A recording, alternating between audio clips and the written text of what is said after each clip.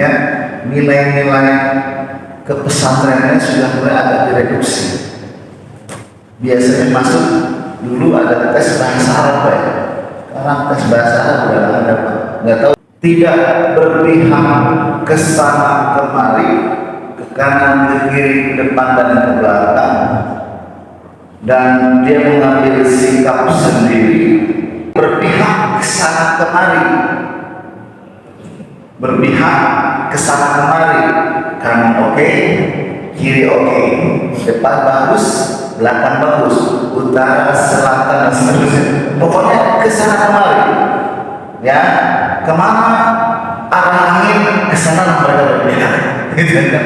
Ada di tengah-tengah di antara para pihak itu sebagai membangun sikap, pemahaman dan ideologi sendiri yang ada di tengah-tengah dan kemudian punya pengaruh pada semua pihak yang ada di sekitar.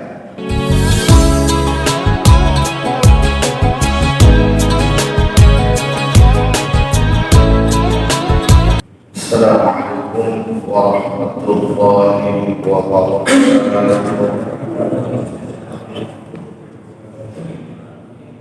Alhamdulillahil azizil ghaffar,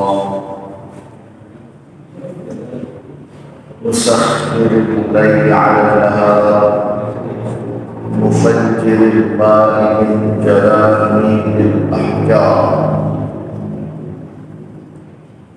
وأشهد أن لا إله إلا الله وحده لا شريك له الإله القهار، وأشهد أن محمدا عبده ورسوله النبي المختار.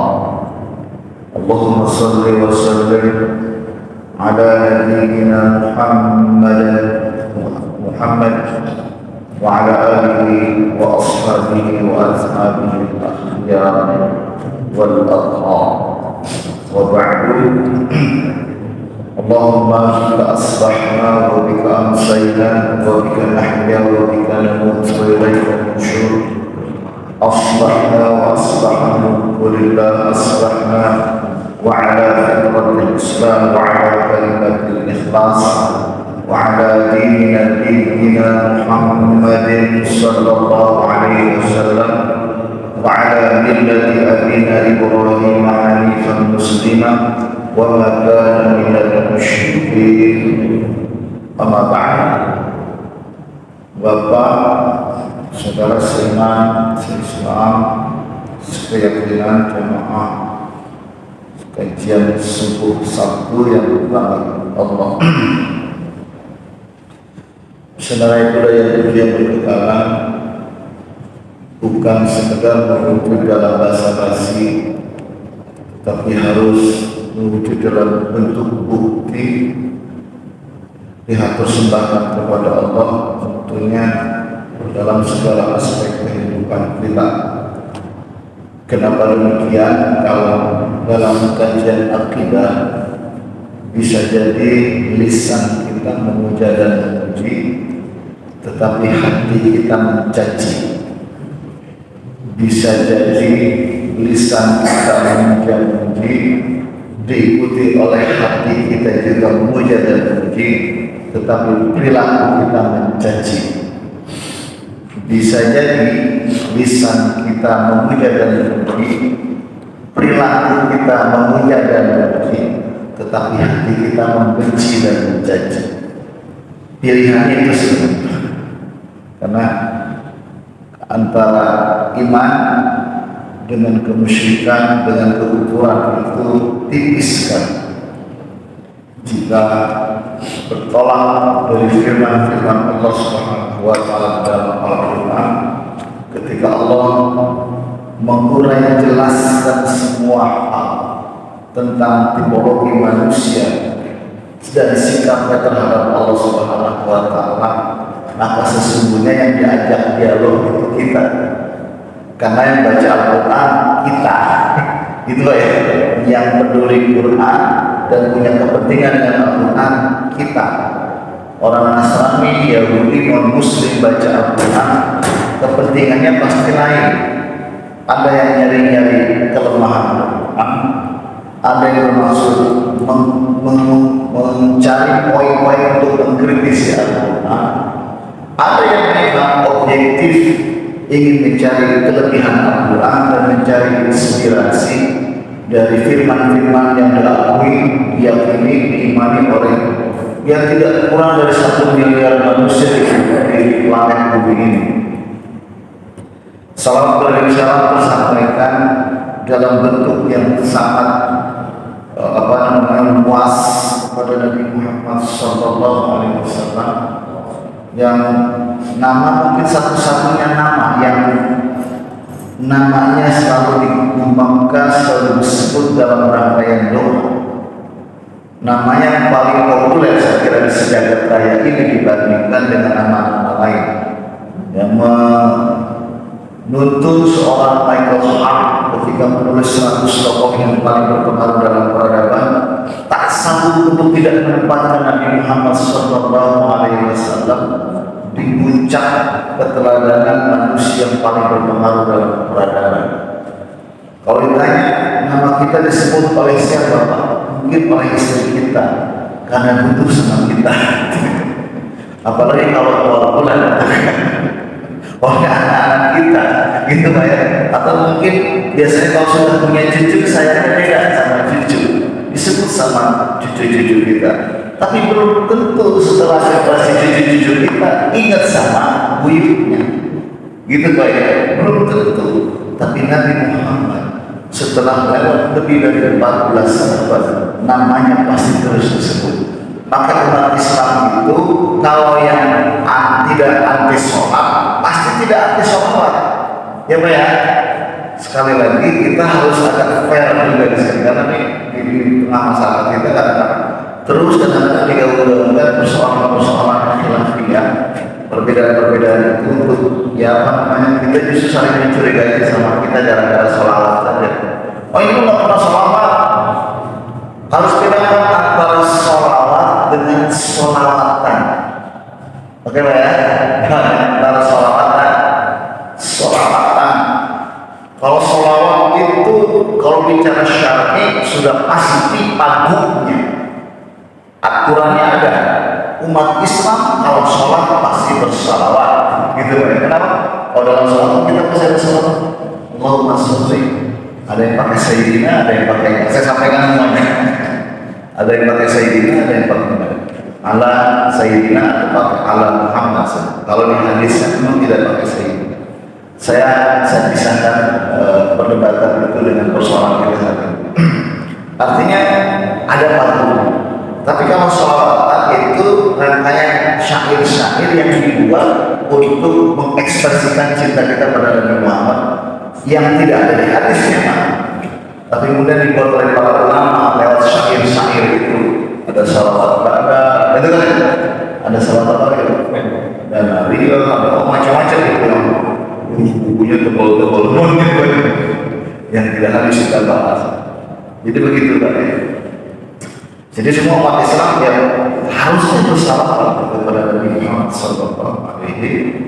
Apa bagi kita kalau pengen sering bersalawat, ya kayak begini Pak, ngaji, mengkaji, ngomongin Nabi Muhammad, bukan ngegibahin ya, ngomongin Nabi Muhammad. Atau mungkin kalau kita ikut kajian hadis, bahas hadis, mesti ada salawat yang dan diberisi itu. Bapak Ibu Saudara seiman yang didoakan Allah Subhanahu wa Ta'ala, terkait dengan tadi ada sikap yang tidak berlebih-lebihan. Mohon izin Pak, hari ini saya angkat tema yang berbeda karena kita ketemunya sebulan sekali. Mungkin kita baru 3 episode kurang lebih bicara tentang latar belakang sosiologi, sehingga latar belakang geografis.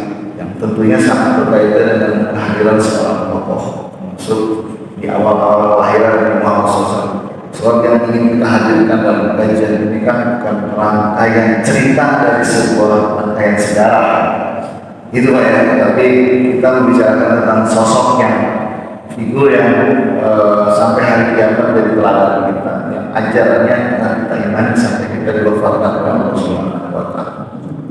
Kalau tadi saya di jalan berpikir ada satu tema yang di Indonesia jadi sangat krusial. Kementerian Agama sampai saat ini itu masih menggelontorkan prioritas pendanaan Kementerian Agama selain misalkan persoalan haji dan lain sebagainya untuk umat Islam itu digaung-gaungkan, kemudian diterjemahkan dalam bahasa program, dan itu menjadi program yang menjadi Kementerian Agama saat ini, yaitu moderasi beragama. Moderasi beragama sampai-sampai beri lembaga sebesar Madrasah Aliyah Insan Cendekia. Nah, ini ya ada beberapa elemen guru dan pendidikan, terutama mereka yang sudah berkecimpung sejak awal berdirinya Madrasah Aliyah Negeri sekarang Insan Cendekia ini agak sedikit dongkol. Kenapa? Gegara model-model moderasi beragama yang telah menganggarkan, saya tidak berani bertriliunan, tapi kalau lihat dari masifnya kegiatan ini diluncurkan seluruh penjuru Nusantara, saya kira mencapai triliun, tapi saya kira hanya bisa menjadi bermiliar-miliar itu, hingga seleksi masuk kepada saat yang Negeri Insan Cendekia, nilai-nilai kepesantrenannya sudah mulai agak direduksi. Biasanya masuk dulu ada tes bahasa Arab, sekarang tes bahasa Arab sudah ada, nggak tahu itu empat, kata saya sudah 2 tahun ini setidaknya masuk kepada saat yang Negeri Insan Cendekia itu bahasa Arab, tes bahasa Arab yang saya kira menjadi fondasi pesantrenan gitu kan, itu nggak ada. Saya tahu anak saya seleksi. Jadi karena ganti dengan apa? Tes moderasi beragama. Ada tes moderasi beragama. Tes moderasi beragama itu model-model soalnya itu narasi soalnya kayak yang belajar PKN-nya kita, atau waktu kita belajar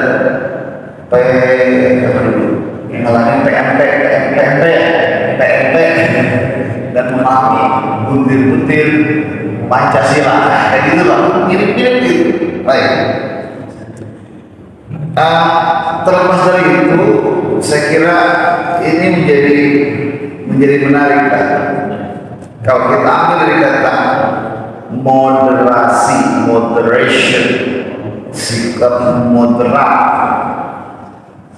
Ini kalau ditanyakan sikap moderat, tinggal pilihan, jadi pilihan tunggal ya. Artinya mana, silahkan Bapak, multiple choice gitu. Tidak berpihak ke sana kemari, ke kanan ke kiri, ke depan dan ke belakang, dan dia mengambil sikap sendiri. Ya, yang kedua, sikap moderasi berarti berpihak ke sana kemari, berpihak ke sana kemari, kanan oke, kiri oke, depan bagus, belakang bagus, utara, selatan dan seterusnya. Pokoknya ke sana kemari. Ya, kemana arah angin, ke sana mereka berpihak. Itu moderasi. Atau sikap moderasi itu ada di tengah-tengah di antara para pihak itu, sebagai membangun sikap, pemahaman dan ideologi sendiri yang ada di tengah-tengah dan kemudian punya pengaruh pada semua pihak yang ada di sekitar. Itu pilihan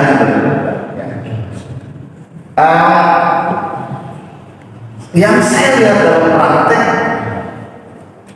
Lagi kata moderat, moderasi misalnya sikapnya itu selalu, juga banyak referensi saya baca sama, dalilnya ternyata sama. Ujungnya kemana? Ujungnya ke ayat 143 surat Al-Baqarah, ada di juz kedua, posisi sebelah kiri bagian atas di surat Al-Quran di Mushaf. Wa kadzalika ja'alnakum ummatan wasata. Wasata, waw sin dengan to. Baik, dari kata wasata ya sering kalau diterjemahkan menjadi tengah, umat yang tengah-tengah. Dari kata wasato ini nanti lahir kata wasit. Apa wasit itu, Pak? Nah, wasit itu penengah ya. Nah, itu nggak salah, kita kan wasit itu penengah. Sekarang pertanyaan saya, wasit itu posisinya penengah, berpihak ke sana kemari, atau dia memimpin di situ? Pertanyaan dia memimpin semua pihak itu. Dia berpihak ke sana kemari? Enggak, betul ya? Tetapi dia membenarkan atau memberikan jalan yang benar dalam sebuah pertarungan.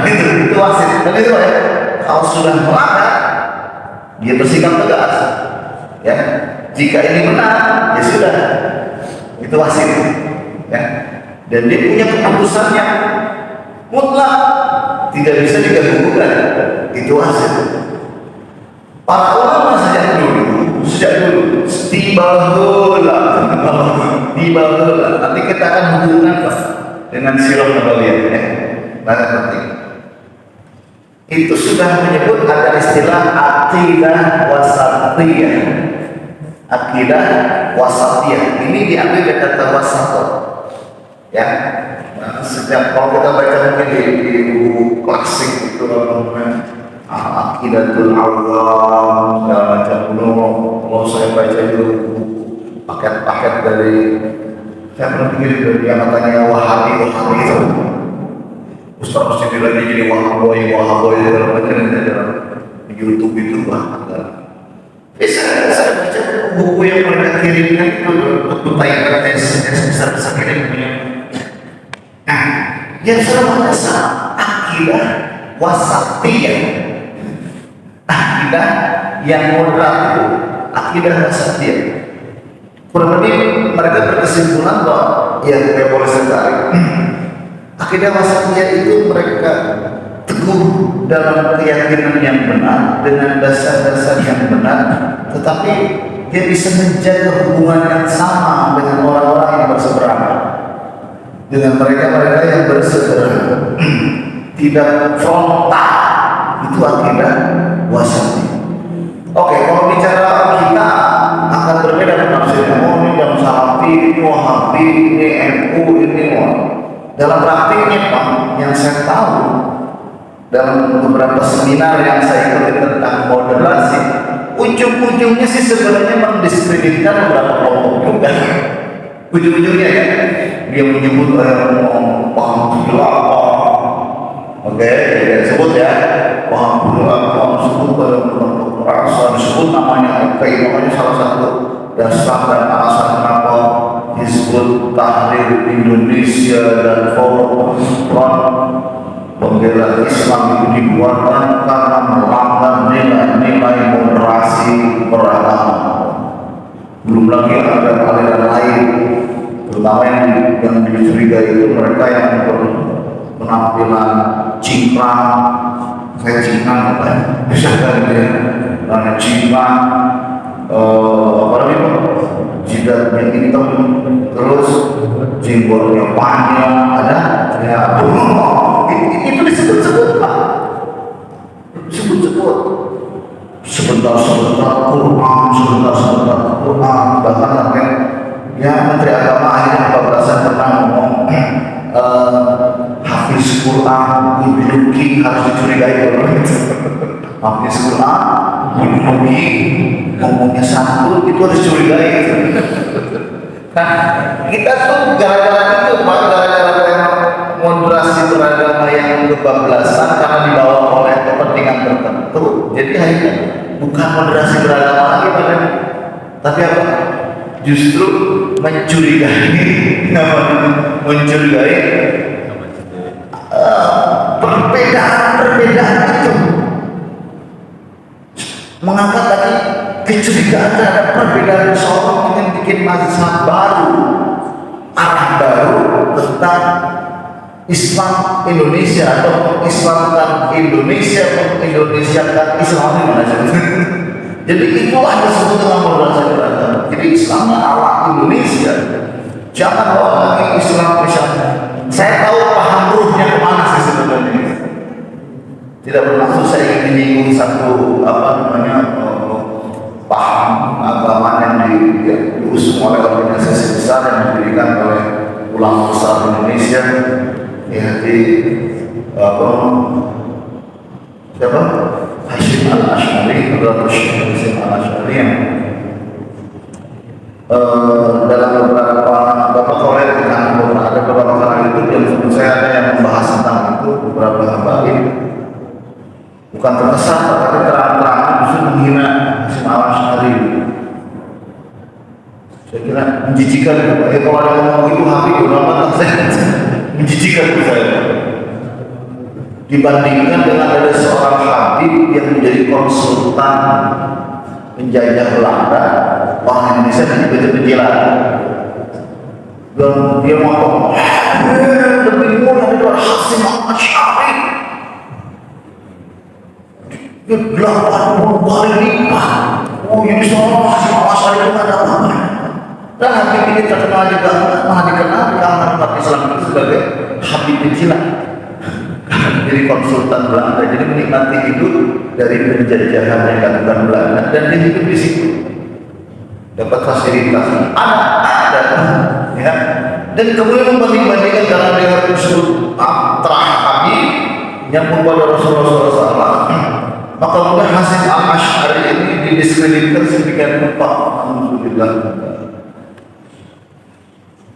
Kalau merujuk dari pernyataan siapa Ustaz Hidayat bersumber dari tulisan Profesor Mansur Surya Negara dalam buku Api Sejarah secara genealogi garis asal baik Hadratus Syekh Hasyim Al-Asy'ari pendiri Nahdlatul Ulama dengan Kiai Haji Ahmad Dahlan atau Muhammad Darwish. Kalau Hadratus Syekh Hasyim Al-Asy'ari menyebutnya Kang Mas Dahlan, Kang Mas Muhammad Darwish karena usianya begitu. Dua-duanya ini bukan hanya orang besar, bukan hanya hafiz Quran, ya. Apa sebetulnya? Ini dia tarik dari keturunan. Kenapa Hasyim Al-Asy'ari menyebutkan Mas itu? Dua-dua itu ternyata satu nasab, satu garis nasab ke Maulana Ishaq.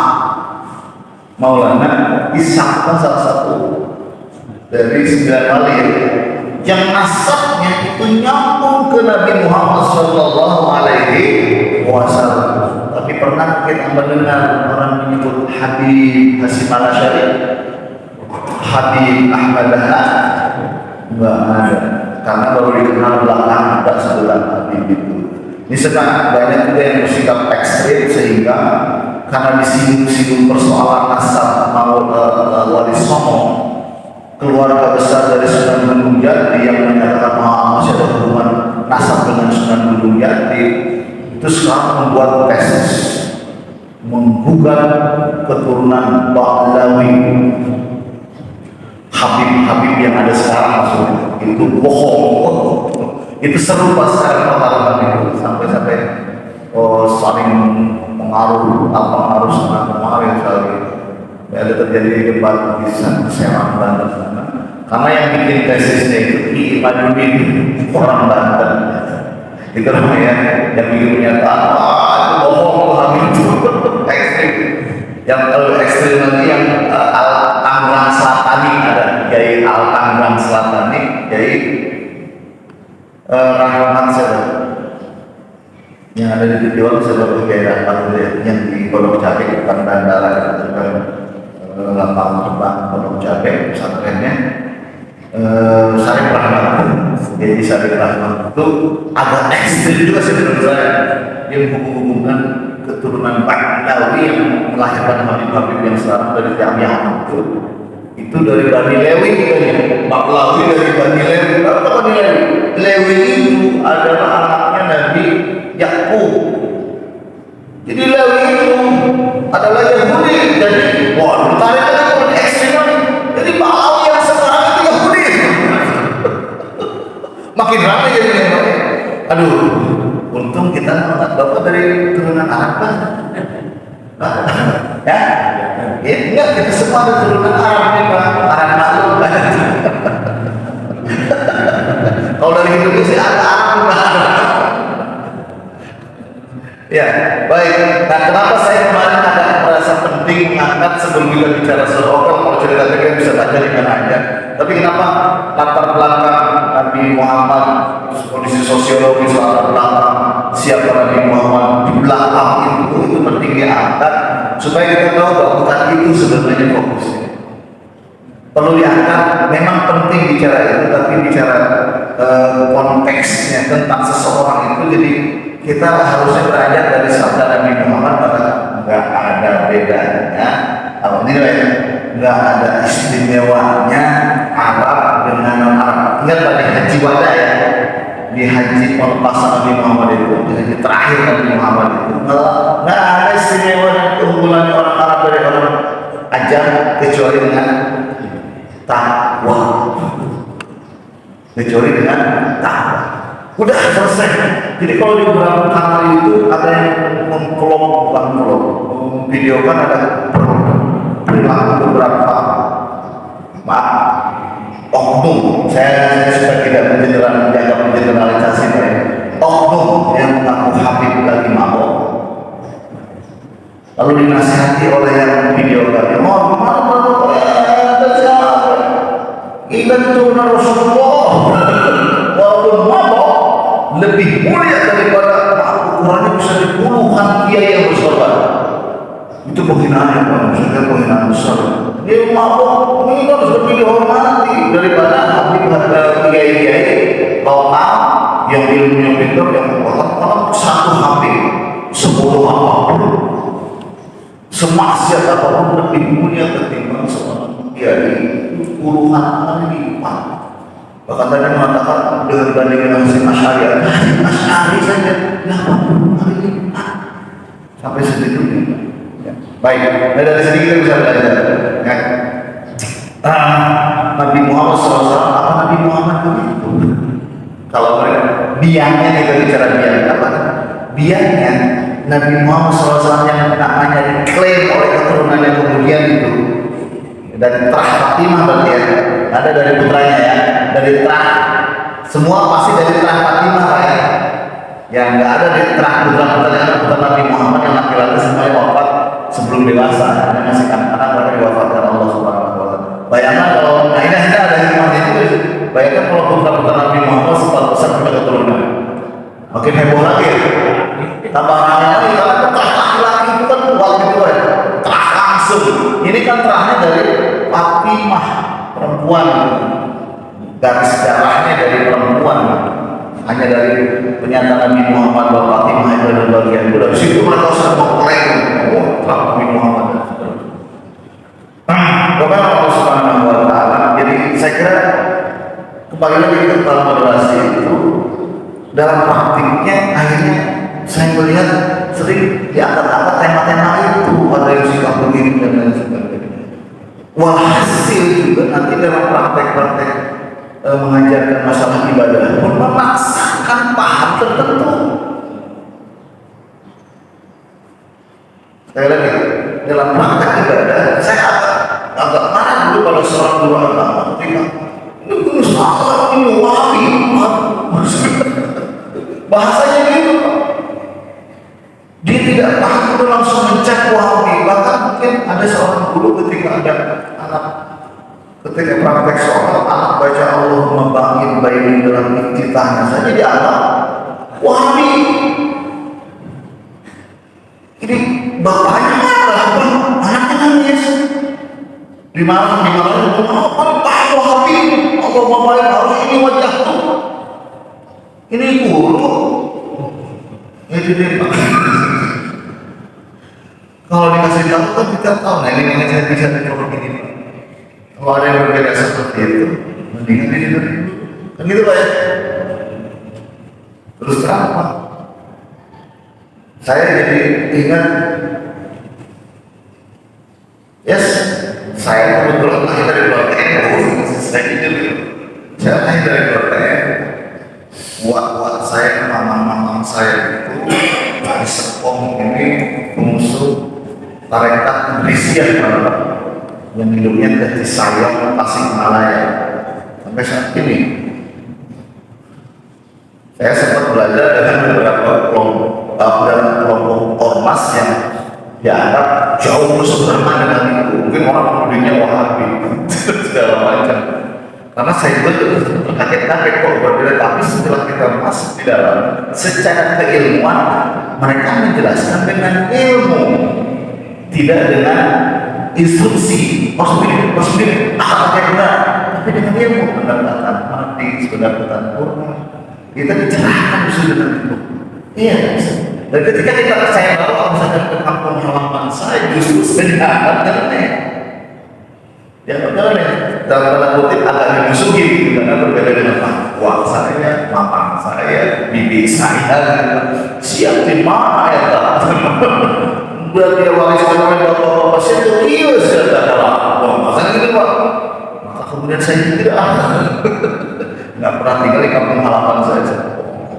Untuk apa? Ya biarin aja satu saat gitu mereka kalau masuk pada satu titik ilmu akan bertemu dengan saya. Terbukti sekarang akhirnya saya diundang saya karena ternyata yang dalam tanda kutip kesampaian itu enggak saya kritik. Ketika Profesor Dr. Hamka melakukan dalam satu perjalanan bersama Idan Khalil ke Saudi Arabia, ini yang luar biasa. Hamka itu diasuh dengan perbedaan pendapat yang luar biasa. Hamka itu sempat jadi ulama Persatuan Islam, kemudian jadi ulama Muhammadiyah, kemudian lama di Muhammadiyah di situ. Kemudian termasuk beliau itu adalah orang yang mendirikan Majelis Ulama ya, Ketua Majelis Ulama Indonesia yang pertama di Indonesia. Mungkin karena dia punya sikap penegarawanan moderatnya yang luar biasa. Satu ketika mereka sholat subuh berjamaah berdua dengan Idan Khalil. Lalu Hamka itu jadi imam karena lebih tua. Saat di rakaat kedua, bangkit dari rakaat kedua, Hamka mengangkat tangannya dan baca qunut. Setelah sholat, Idan Khalil berdoa, saudara Hamka, ada di Muhammadiyah. Kenapa qunut? Apa jawabannya? Makmum saya orang NU. Makmum saya orang NU. Nah ini pulang. Giliran Idan Khalil yang menjadi imam subuh. Dan ini pernah diangkat tidak diberikan. Begitu bangkit dari rakaat kedua, enggak baca qunut.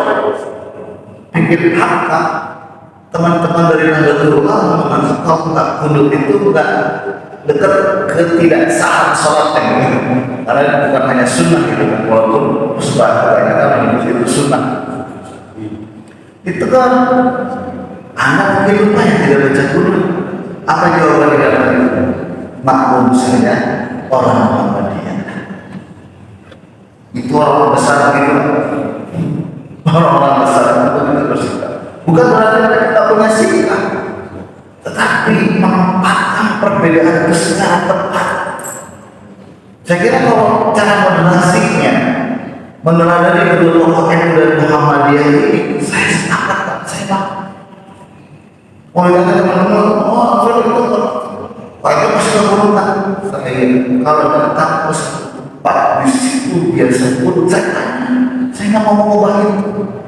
Sebab saya dakwah bukan dakwah Muhammadiyah, dakwah versus dakwah NU bukan. Dakwah Islam itu Pak ya. Di sini biasa pakai kunut ya. Iya Pak, pakai kunut. Dan sikap saya itu, mulai saya tanya beberapa teman dari Universitas Islam Madinah, justru fakultas syariah.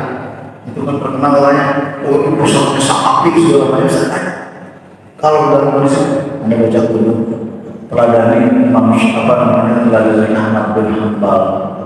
Ahmad bin Hanbal kan dianggap orang yang mazhab yang tidak pakai kunut banyak.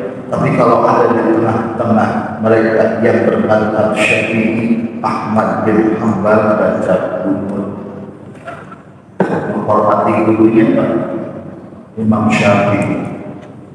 Kalau kita arah moderasi beragama seperti itu, saya sepakat Pak. Tapi kemudian kalau arah moderasi beragama itu mendiskreditkan kelompok lain, saya kira ini belum. Baik. Bapak Allah Subhanahu wa Ta'ala agak sering membahas ini diskursus ini dan agak aneh. Baik, kita tarik ke bangsa Indonesia dulu Pak. Sebelum saya hubungkan dengan Syekh Nabawi. 1945 bagi bangsa Indonesia menjadi angka merah. Pada tanggal 17 Agustus Indonesia diproklamasikan. Sebelum diproklamasikan, apa yang dipersoalkan? Supaya Indonesia menjadi punya nation states, Indonesia harus punya dasar negara dulu, harus punya dasar ideologi dulu, undang-undang dulu. Maka dibentuklah PPU, PKI, kemudian ada panitia kecilnya PPKI yang berisi 9 orang. Dari 9 orang ini pasti didominasi umat Islam. Hanya satu orang dari perwakilan Kristen namanya AA Maramis, ya kan? Bukan Ahmad Ansori Maramis kan? Tentang Alexander Maramis gitu kan. Soekarno jadi ketuanya. Di situ ada Wahid Hashim, di situ ada Pak Muzakir pendiri UII, Universitas Islam Indonesia Yogyakarta. Ada Ki Bagus Hadikusumo, pokoknya nasionalisnya ada, tapi rata-rata Muslim, yang Kristennya cuma satu. 22 Juni 1945 sudah dirumuskan apa yang disebut kesepakatan atau oleh Soekarno disebutnya Gentleman Agreement yang bernama Piagam Jakarta. Piagam Jakarta. Oke, isinya apa Pak? Ketuhanan. Oke, dengan kewajiban menjalankan syariat Islam bagi pemelek-pemeleknya. Ketuhanan dengan kewajiban menjalankan syariat Islam bagi pemeluk-pemeluknya. Pak, itu di puncak-puncak perdebatan Ki Bagus Hadikusumo.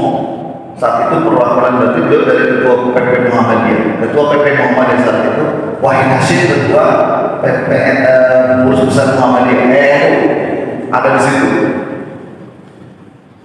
Yang ngotot mempertahankan itu sebagai gentleman agreement adalah Soekarno. Di depan oleh Ki Bagus Hadikusumo, kiai yang negarawan yang ngerti politik begitu. Oh suka, beliau lah kiai. Ya udah.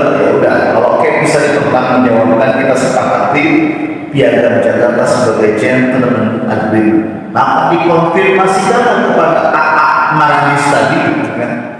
Bagaimana dengan menurut pandangan Anda sebagai warga Kristen? Apa dia bilang? Saya setuju 200%. Dia bilang 200% terhadap Piagam Jakarta. Karena apa? Kan yang punya kewajiban cuma umat Islam. Iya betul. Yang non-Muslim berarti dilindungi hak-haknya dengan tidak dikatakan ada di garis kewajiban menjalankan syariat Islam. Ada masalah apa itu? Selesai. 16 Agustus Soekarno dicuri. Karena Soekarno sebenarnya yang memproklamasikan itu nanti udah di Jepang. Oh, dari Jepang masalah apa ya? Nggak punya sikap gitu kan? Jepang lagi lemah. Jepang habis dipom atom ya. lagi lemah. Cuma bikin naskah proklamasi, maka naskah proklamasi pertama dibacakan tanggal berapa? 16 Agustus. Di depan cuma sekitar 10 orang ya.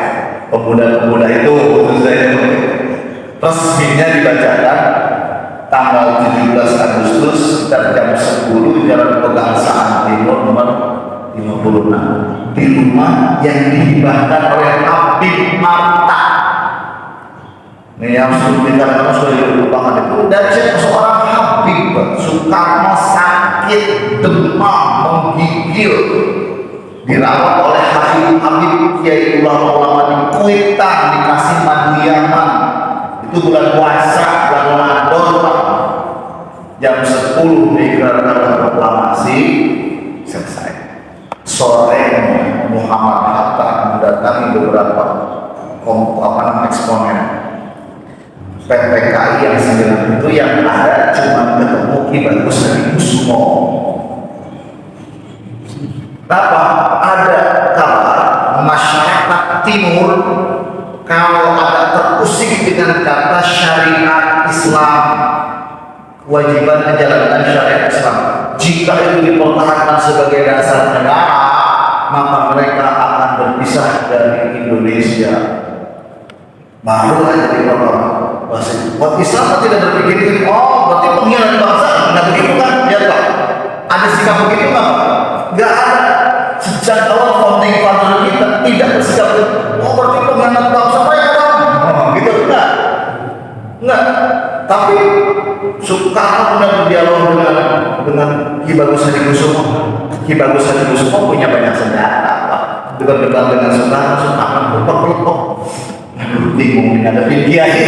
Apa? Termakan omongannya sendiri. Yang kekeh di sidang PPKI mempertahankan piagam Jakarta siapa? Jadi menangkap kembali akhirnya udah mentok itu sore tanggal 17 Agustus ketemu Mr. Kasman Simodibejo, Wahid Hashim nggak ada, yang termasuk yang mementori kakeknya dari Menteri Agama sebelumnya Lukman Saifuddin Zuhri dimentori oleh Wahid Hashim, gurunya juga dari karena Wahid Hashim itu ya ulama yang utara lagi menuju di sejarah Jepang, termasuk Mr. Kasman Simodibejo lagi sibuk dengan urusan ketentaraan, lagi menuju sejarah, diajak ngomong ke ranah politik oleh Soekarno emang politikus ulung gitu kan, ngajak ngomongnya Mr. Kasman. Apa Pak? Mr. Kasman itu warga Muhammadiyah, pengurus Muhammadiyah. Dia coba ente aja ngomong masuk kali Pak Kiai itu akhirnya dia ngomong oleh Mr. Kasman Simodibejo, muncullah kenegarawanannya Pak. Akhirnya Ki Bagus Hadikusumo dulu dan kemudian siap menerima digantinya 7 kata.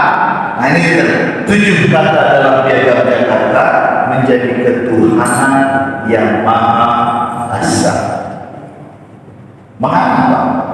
Sepertinya mengalah, tapi begitulah sikap moderatnya umat Islam. Jangan ditanya. Itu Pak ya. Baik, bagaimana dengan Sirah Nabawiyah, Pak? Saya teringat peristiwa tahun ke-6 Hijriah.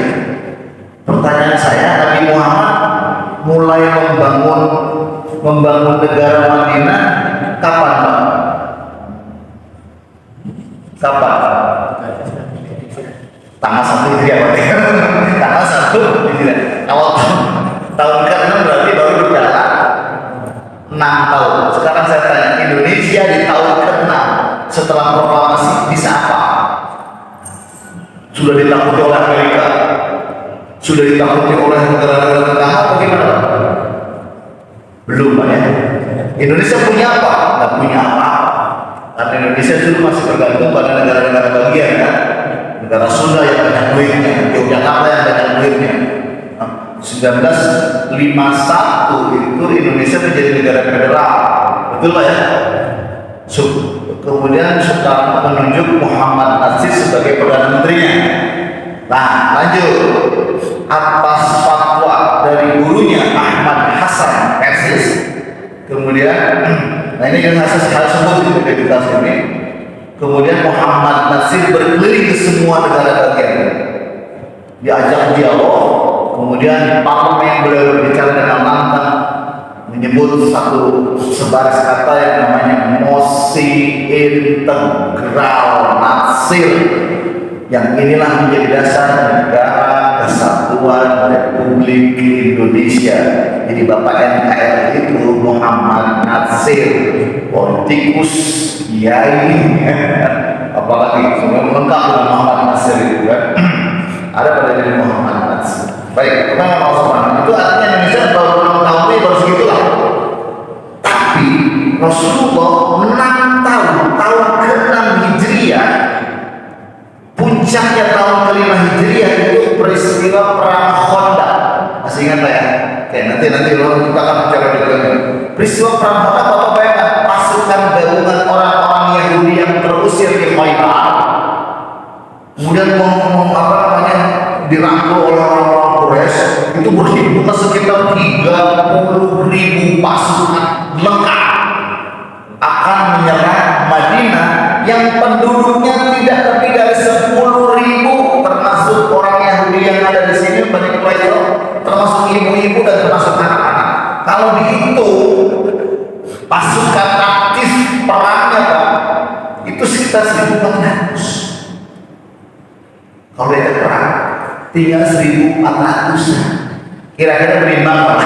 Ini 30.000 siap perang. Yang ada di Madinah 10.000, termasuk semuanya yang bisa aktif perang itu sekitar 1.400 sampai 2.000. Nggak berimbang. Maka strategi Khandaqnya dari Salman Al-Farisi, ide itu dipakai ternyata efektif. Bayangkan dalamnya sekitar 5 meter, lebarnya 5 meter. Jadi orang kalau mau ke situ harus lompat dulu sampai dengan nyemplung dulu gitu. Mau naik juga tidak bisa gitu strategi.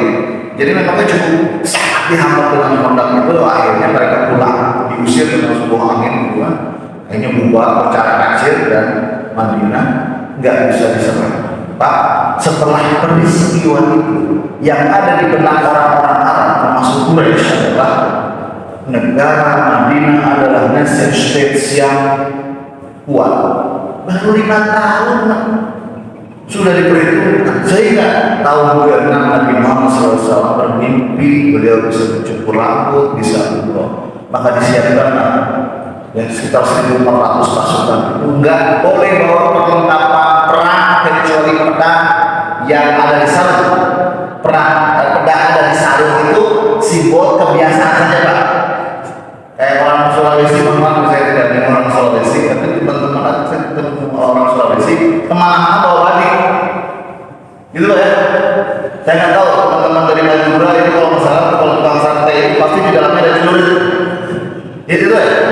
Ada orang Banten asli di Papadong, pada coba juga. Kebiasaan aja Pak. Jadi bukan pertanyaan mereka bawa pedang itu kemana-mana, bukan orang Arab kalau bawa pedang, orang begitu lah. Bawa ke sana, waktu nyampe di dekat-dekat Hudaybiyah, bertahap, masukin Khalid Muhammad, Khalid bin Walid di sana masih jadi masih kafir saat itu memantau sampai terjadinya, singkatnya saja, peristiwa sholat khawf di situ, sababul nuzul. Kemudian kata Nabi Muhammad, ini ada hambatan, perlu negosiasi. Dikirimlah Utsman, tadinya Umar, tapi Umar dibahari, saya udah ada keluarga di sana. Kalau saya diapa-apain, siapa yang bela saya? Kalau Utsman masih banyak keluarga di sana. Ada istilah pakai orang Sunda itu apa? Guru-guru papan jati, ada guru papan jati. Meskipun jelek, tapi saudara sendiri. Utsman itu banyak belain. Tapi karena dialog itu butuh waktu lama, Utsman ditahan. Tersiar kabar Utsman dibunuh. Maka berkumpullah para sahabat itu bersama Rasulullah SAW. Mereka bersumpah apa yang disebut sebagai baiat Ridwan. Baiat Ridwan itu di bawah sebuah pohon. Kenapa disebut baiat Ridwan? Dalam surat Al-Fatihah ayat 18 Allah menyebut itu karena Allah ridho. Jadi disebut baiat Ridwan karena Allah ridho, terikat ridho ya. Jadi ridwan dengan ridho artinya sama Pak. Ridho Allah berbayat. Selesai bayat, Anda tahu ternyata enggak apa-apa. Datang utusan dari Quraisy, terjadilah dialog. Oke, negosiasi. Terjadilah perjanjian Hudaybiyah. Apa yang menarik? Kenapa saya hubungkan dengan Piagam Jakarta dan sikap moderat dan sikap moderasi terhadap umat Islam Indonesia dan umat Islam pada umumnya? Dalam dialog itu, mereka merumuskan poin-poin perjanjian. Kalau sudah dibuka dengan Bismillahirrahmanirrahim. Kata orang terus, kita nggak kenal Ar-Rahmanir-Rahim itu apa? Oke, jadi diganti dengan Bismillahirrahmanirrahim. Di penutupnya Muhammad Rasulullah. Kami kalau Muhammad Rasulullah sama Allah, kami dari dulu nggak kenal dong. Jadi mereka tidak mengakui kata Rasulullah itu Muhammadnya ya. Udah ganti dengan Muhammad bin Abdullah. Oke, dia ada Nabi Muhammad. Oke, nggak apa-apa kan Muhammad bin Abdullah. Sikap Nabi Muhammad tidak memaksakan Bismillahirrahmanirrahim, diganti dengan Bismillahirrahmanirrahim dengan Muhammad bin Abdullah. Kira-kira mencederai akidah? Tidak kan? Kenapa? Karena tetap ada prinsip akidah yang tegak, jadi kata Allah ada Bismillahirrahmanirrahim yang diterima oleh kita. Ketika mencoret nama Muhammad Rasulullah, ada yang tercederai dengan menyebut Muhammad bin Abdullah? Nggak ada. Itu sikap kalau dalam bahasa sepak bola, step backward. Ketika nendang penalti, gitu lah. Penalti 12 pas, apakah langsung tendang? Akan menghasilkan tendangan yang lebih kencang bagaimana Pak? Langsung tendang apa mundur dulu kayak Ronaldo? Mundur dulu kan? Untuk apa?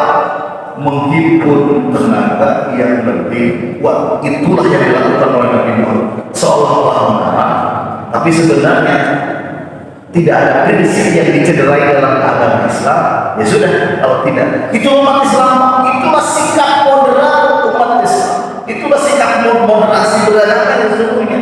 Sama seperti yang diakui oleh Bagus Saja Kusumo dan beberapa eksponen PPKI, para ulama dan kiai yang merumuskan Pancasila.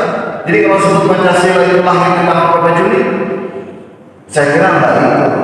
18 Agustus waktu sejarah. Cuma kok jadi tanggal 1 Juli karena berhubungan dengan Soekarnoisme. Ya sejarahnya memang begitu kan. Ada kepentingan para penguasa.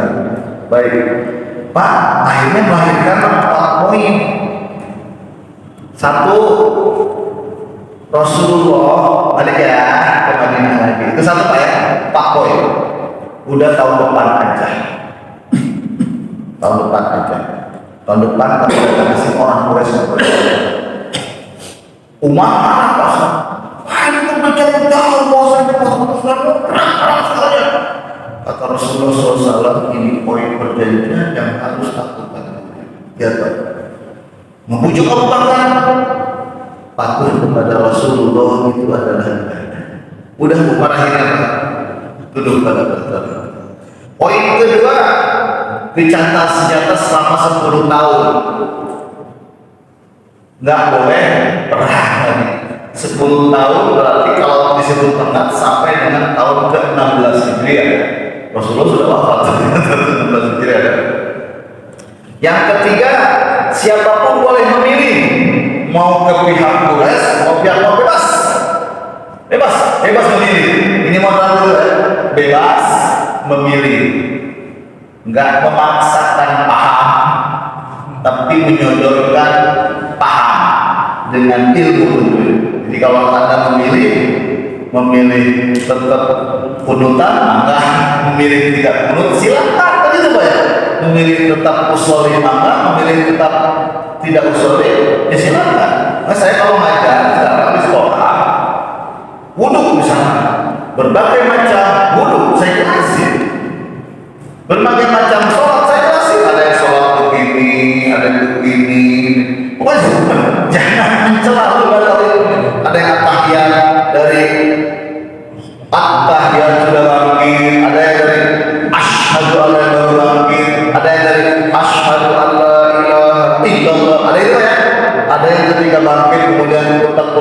cepat, ada yang ke kanan ke kiri, ya kan? Ada yang cuma pelan-pelan mengikuti ritme bacaan. Jelas itu, pernah melihat dia? Itulah ada perbedaannya sebenarnya. Yang saya bilang tidak perlu disikapi secara saintifik.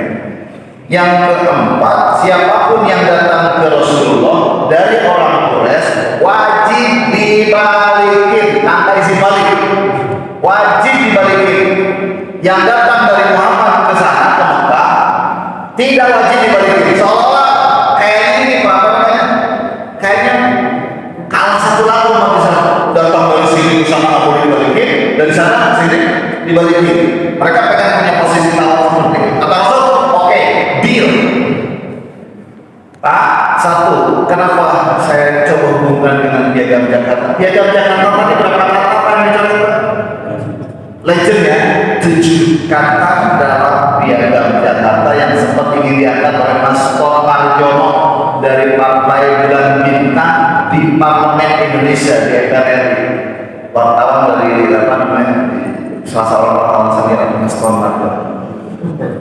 Sekarang ternyata dihitung-hitung yang dicoret dari perjanjian Hudaybiyah itu 7 kata juga, Pak. Oh iya, ini saya kebetulan, memang saya kebetulan, tapi kayaknya saya penting menghubungkan kedua sikapnya, kedua peristiwa ini. Tadinya Bismillahirrahmanirrahim, itu kan ya, dicoret, diganti dengan Bismillahirrahmanirrahim, tapi Ismi Allah Ar-Rahman Ar-Rahim, 5 kata. Yang kedua, Muhammadur Rasulullah, yang dicoret adalah Rasulullah, Rasul Allah. 5 tambah 2 Rasulullah. 7 kata dalam perjanjian Hudaybiyah, 7 kata dalam Piagam Jakarta. Itu simbol apa? Simbol sikap moderasi, sikap moderat Rasulullah SAW. Ternyata perjanjian Hudaybiyah ini masih Rasul bukan tuh. Ada yang datang tiba-tiba, saya disiksa di sana dipaksa. Rasul bawa aku. Kata orang Quraisy, nah ini ada peristiwa ini, baru perjanjian selesai ditandatangani, oke? Sudah ada nih. Gimana Muhammad? Kamu balik lagi. Namanya Abu Basir. Maaf, bukan Abu Bakar Basir ya. Abu Basir itu Abu Basir. Ada Abu Jandal segala macam. Ada Abu Jandal, Pak. Bukan Abu Janda ya, Janda pakai ini baru selesai dengan kamu sabar ya, yang sabar ya, ini perjanjian nanti pada waktunya kamu akan bebas. Padahal kekeh pengen ikut dengan Rasulullah SAW, karena perjanjian baru kita tangani, kamu balikan. Karena tidak diizinkan oleh balikan juga. Konsisten. Betul Rasulullah SAW di Madinah, ada seorang nama Abu Basir juga sama datang jauh-jauh ke Madinah, pengen dibebaskan Rasul pengen. Tapi apa? Karena masih terikat perjanjian selama 10 tahun. Apa kata Rasul? Baliknya yang sabar. Itu para sahabat kayak tapi apa? Saya harus konsisten pada perjanjian. Nah itu kan mencela-mencela. Rasul contoh sikap moderat itu bukan sikap mencela-mencela. Kesepakatan yang kesepakatan balik. Tapi Abu Basir udah akan menerima. Wah, ketimbang saya balik lagi ke Mekah disiksa lagi, mendingan kabur sampai ke pinggiran pantai dekat hutan bisa segitu. Abu Jahal disuruh kabur ikut dengan akhirnya karena mereka bermukim di sana, Pak, itu pedagang-pedagang Quraisy kalau setiap mau dagang itu pasti Pak, dijaga oleh mereka, diganggu oleh mereka, takutan mereka. Akhirnya apa? Ini ada posisi tahu.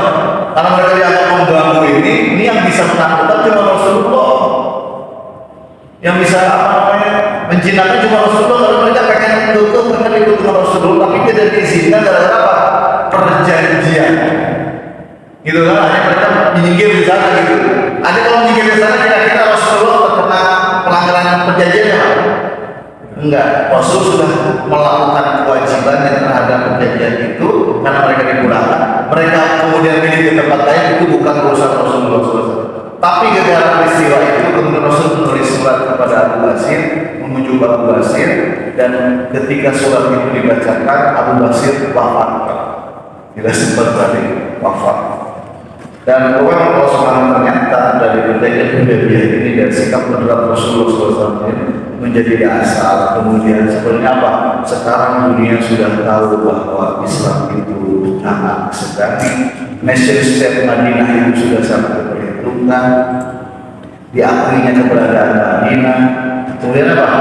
Mereka leluasa membina dakwah. Kan ada gangguan, ada perang 10 tahun kan? Ya kan? Memperkuat pedal, bisnis dan lain sebagainya. Jadi itulah hikmah dibalik perjanjian. Istilah menjalankan kepada kita itulah sikap moderat yang sesungguhnya ditunjukkan oleh baginda Rasul Muhammad SAW. Tetap teguh dalam prinsip akidahnya, tidak luntur dari situ, tetapi bersikap secara adil terhadap mereka yang berseberangan yang dilakukan oleh Rasulullah SAW. Terkait dengan prinsip-prinsip yang tidak melanggar prinsip-prinsip akidah, ya oke-oke saja gitu, selama tidak apa bersentuhan dengan persoalan akidah. Seperti mengunjungi, misalnya mengunjungi, mungkin jika kita membantu non muslim tetangga kita, apakah itu melanggar prinsip akidah?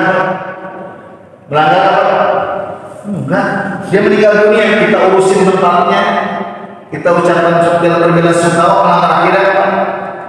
Saya kira enggak. Kan gitu Pak ya? Saya pernah di mana, di Baru Rumah, yang sebelah Baru Rumah itu kan rumahnya Pak Soekarno ya, Pak Karno. Itu dibikin sekolah minggu. Saya pernah nonton di situ. Setiap hari itu saya salaman dengan Pak Karno saja pernah ada yang kritik. Anak tipis masjid, oh sama cium tangan sama. Saya bilang, emang kenapa? Dia Kristen kan? Anak bisa jadi imam di masjid Baru kan? Saya pikir apa salahnya? Ini kan orang tua. Sebenarnya anak saya suruh saya cium tangan aja kan? Orang tua saya panggilnya Pak D. Jadi masalah. Buktinya apa Pak? Ini loh Pak, anak saya sakit, anak saya ketika sakit, yang pertama datang ke rumah sakit siapa? Dia. Dia bilang dengan cucu saya, coba saja dengan cucu saya. Ketika meninggal dunia, saya pertama masuk ke rumahnya, saya ajak tetangga saya, kan bukan urusan kita, apa urusan agamanya? Urusan agama dia nanti setelah ketika misa akan dilakukan. Tapi kita sebagai tetangga, ya kita beres-beresin aja di rumahnya. Kita samperin bagian dari situ, kita langsung tahu beres-beresin kursi dan begitu datang jenazah, kita sampaikan, kita turun langsung tahu pada istrinya, keluarganya. Misa dimulai kita keluar, takut dinunggu wali. Jadi saya kira jangan kalau ini dikit juga, mentang-mentang kamu sama mau, gitu loh. Dia Ali bin Abi Thalib ketika terlambat sholat subuh. Bayangkan itu sholat subuh begini, ngetek begini, sahabat baru selesai. Ini Ali baru nongol. Alasannya apa? Ketika udah keluar, ketemu kakek-kakek yang jalannya perlahan. Ali nggak mau, ini etika, nggak mau mendahului kakek ini. Ternyata jalannya ke tempat lain. Tapi begitu Ali belok ke arah masjid, ternyata sudah telah ditegur oleh Rasulullah. Dan Rasulullah SAW memiliki sikap Ali bin Abi Thalib. Apakah Islam itu keras yang dibayangkan orang? Saya kira itulah sikap moderasi yang terhina yang pernah saya lihat, yang pernah saya baca, yang pernah saya paham. Saya kira demikian yang bisa disampaikan. Mudah-mudahan kita tetap bisa menjaga sikap yang sama dengan tentang saudara kita seiman yang ada di dalam perbedaan itu biarkan saja ada, tanpa harus diperdebatkan. Selama kita tahu ilmunya, amalkan saja. Selama kita ngeh ilmunya, amalkan saja. Tapi dasar asal dasar ilmunya kuat, paham, laksanakannya tanpa harus mengusik pemahaman orang lain yang berbeda. Saya kira begitu lebih buat kita lebih nyaman. Itulah Rasulullah SAW selama tidak menyangkut persoalan akidah, oke saja. Saya kira demikian yang bisa disampaikan, mudah-mudahan membawa kecerahan baru atas sikap-sikap kita semua ini, pencerahan buat kita semua, karena apapun yang datang dari Rasulullah SAW pasti akan benar. Alhamdulillah, subhanallah, rabbana wa bihamdika, asyhadu an la ilaha illa anta, astaghfiruka wa atubu ilaik. Assalamualaikum warahmatullahi wabarakatuh.